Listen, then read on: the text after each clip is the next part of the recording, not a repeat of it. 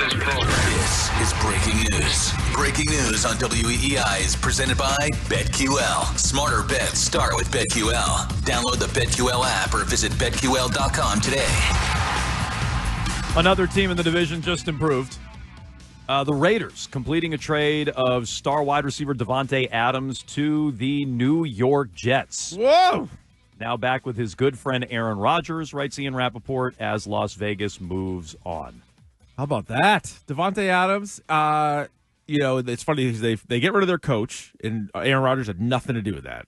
He's pretty steaming that you'd even suggest that. So, but then they lose last night. First place was on the line, though, last night. So as bad as it ended up looking, and that game was a slog. It was hard to watch with all the penalties and everything else. But they lose that game. They're 2-4. It's, 3 straight losses now for the Jets. But we always kind of knew that they were probably the top choice for Adams and a team that would be willing to do it. Derek Carr got hurt for the Saints, and maybe that crossed them off the list. And I don't know if anybody else really appeared as true suitors for him. I think Adams is still a stud. And I think this is a good call by the Jets because this is their last chance. They've already committed to Aaron Rodgers for the seat. Like, he is their guy for the year, for better or worse. So now there's zero excuses. They're giving him a guy that he has chemistry with, a guy that can complement Garrett Wilson, and the two of them I think are going to be really good. Call me crazy, and maybe I'm taking the Chiefs too much on the Jets, but I think this is a great move. Okay, so Rap Sheet initially said it's a conditional third rounder. He's corrected that, unless he had a typo. It's a conditional fourth rounder that can become a second rounder based on performance. Is his latest tweet. He initially said third rounder. 2? So it's either a 3 or a 4. Yeah, it's a conditional fourth rounder going to the Raiders that can become a second 2 based on performance. So I'm sure that'll come out later in the day, whatever the performance incentive numbers are.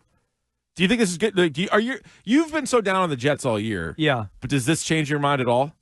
Yeah, I mean, I'd be more in on the Jets based on this. Yeah. I know we're going to talk more Monday Night Football later on. I thought the Jets would at least show up last night and win that game at home on national TV after firing their coach. I was wrong. Thank God the 12-leg parlay guy. Who was that? Matt and Lunenburg? Yeah, Matt Lunenburg, who's in the Twitch chat already. Okay. Congratulations to him, by the way. Congrats for not listening to me, listening to yourself, and keeping your parlay because he won, $4,000? More than that? $4,800. $4,800. He bet 3 hams. Nice. $30 bet, 12-team parlay, which is outrageous. That's outrageous. Like an octopus plus 4. We're talking almost 10 PS5s. Yeah, he's going to be swimming in PS5s. I'm very jealous. So congratulations to Matt for winning that. But, yeah, Legatron doinked 2 kicks, and they lost by 3. But I guess my point is I believed in the Jets in that spot last night. I never really believed in them. But, sure, Davante Adams makes them better. Of course he makes them better.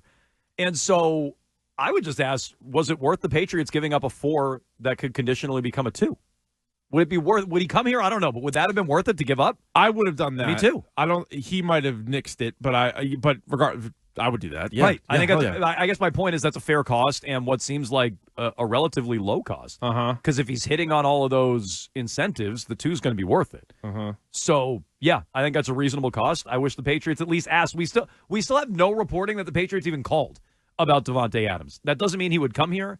That doesn't mean he'd approve it. That doesn't mean he would want to come here. No. But I'd still like that report that, yeah, we called, we asked, and he said no. I'd still like that report, which I'm sure we'll get any day now that he's in the division on the Jets. I was going to say, we'll just wait for that, because I'm like, well, if we don't hear that, then I feel stronger that maybe they really were interested in Brandon Ayuk, because that at least got out there. Even money, it got to a point where money got out there.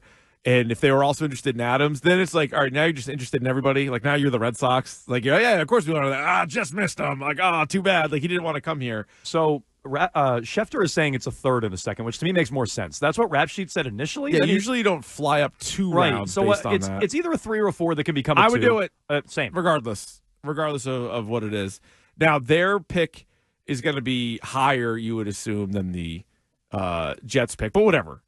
That's... So I think you could have gotten it done for the same thing. I don't think you wanted to haggle too much. Do the Jets make the playoffs? They're 2-4 right now. I don't want to spoil the tears later on about an hour from now, but no, I don't feel like they're going to make the playoffs. Right. And as of this morning, their win total in Vegas would agree with that. They are, but they just got Davante. Oh, that's true. Look, it might skyrocket up, but it's 7.5 at last check. their win totals. That is not a playoff team. 8 is not going to get it done. No, I don't think so. Even with the expanded fields. Even if they hit the over, I don't think 8 is getting them there. But right now, not to go like deep dive into this whole thing, but right now the current 7 seed, right? So the 7 teams make the playoffs. The 7th seed is the Colts at 3-3. So like 2-4, you're a game back of the Colts. Like I feel like the Jets, as awful as this start has gotten off, they should be in the mix. I think so. Yeah, I think the rest of the way they will be. I hear you on that. So anyway, Davante Adams dealt in the division to the New York Jets. Should the Patriots have been in? How does that change things in the division after the Jets lost last night on Monday Night Football? We can get to that at 617-779-7937. You can text the show, 37937. A lot of other ways you can interact. You can send all your bets to us on Twitter and Instagram at Jones and Keefe, like Matt and Lunenberg did. Seriously. Again, congrats to him. Maybe send us those ahead of time so we can get in on that sweet action as well. Give us an idea maybe before it starts next time so we could ride shotgun there.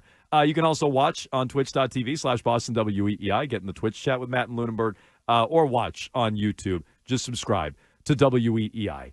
So the Jets are getting better, I think. I mean, we agree on that. The Jets are getting better. So. Yeah. How do the Patriots get better? How long will it take for them to fix the mess that they're in? Because, Keith, even if you like Drake May and you like what you saw out of Drake May, and we do, and we wanted the Patriots to go to it earlier, we were excited about Drake May. He exceeded our expectations. Even if you love what you've seen out of Drake May, you can still acknowledge this team is going nowhere fast. How do they turn it around? How quickly can they turn it around? Yeah, I mean, obviously Drake May has to be great. That's sort of an obvious one. I think they're going to need to hit on some of these draft picks from the last couple of years. So the Elliott Wolf first draft class, and then the last Belichick class, which might be better than the previous 2, right? Like the previous 2 or 3 even might be why he got fired, because that catches up to you. You know, if you have a bad draft class right away, all right, you don't have a very impactful rookie class, whatever. Like not every team does.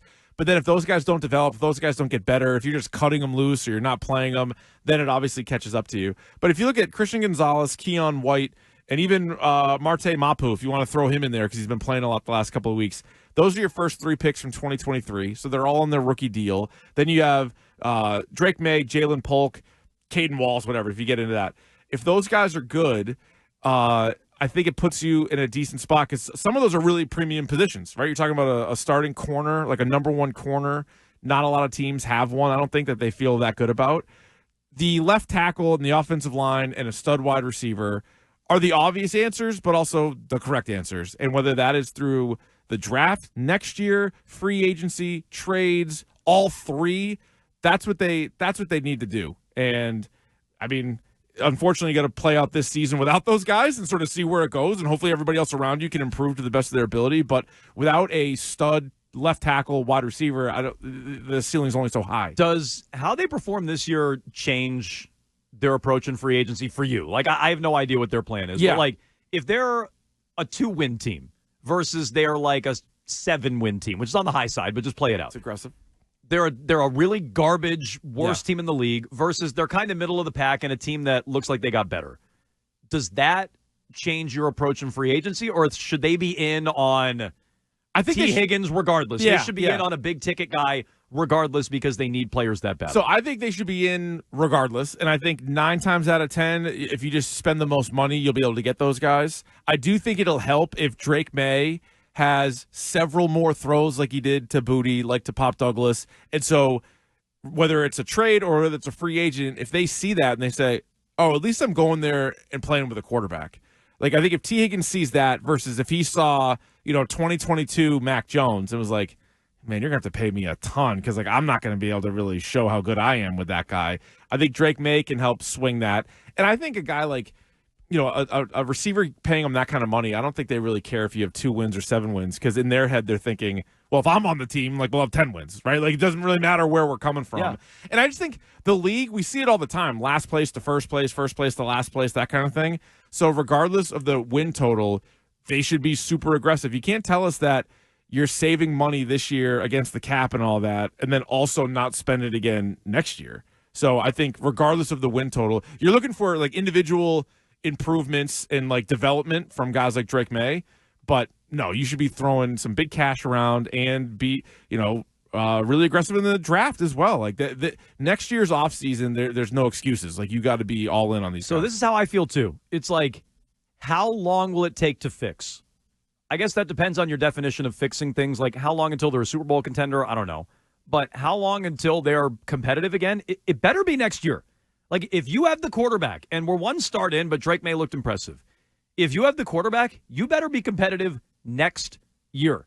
Like, so go out and be aggressive in free agency. If you have to overpay for players, so be it. I mean, the last you go do that is kind of the blueprint. 100%. Yeah. They were competitive year one. They were in the playoffs. They were winning rounds in year one. But okay, fine, that's too aggressive. But even if you want to say they built it up, like they had to tear it down, right? Nick Caserio gets there. He's got nothing left. He's got to get rid of Watson. Has no picks even in his first go-around. But then they started to get the O-line. They were also able to trade up. So everybody talks about C.J. Stroud, as you should. Same draft, they got Will Anderson.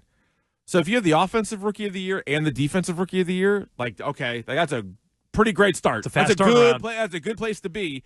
So you hit on a few other positions as well, and then it becomes a little bit of a destination.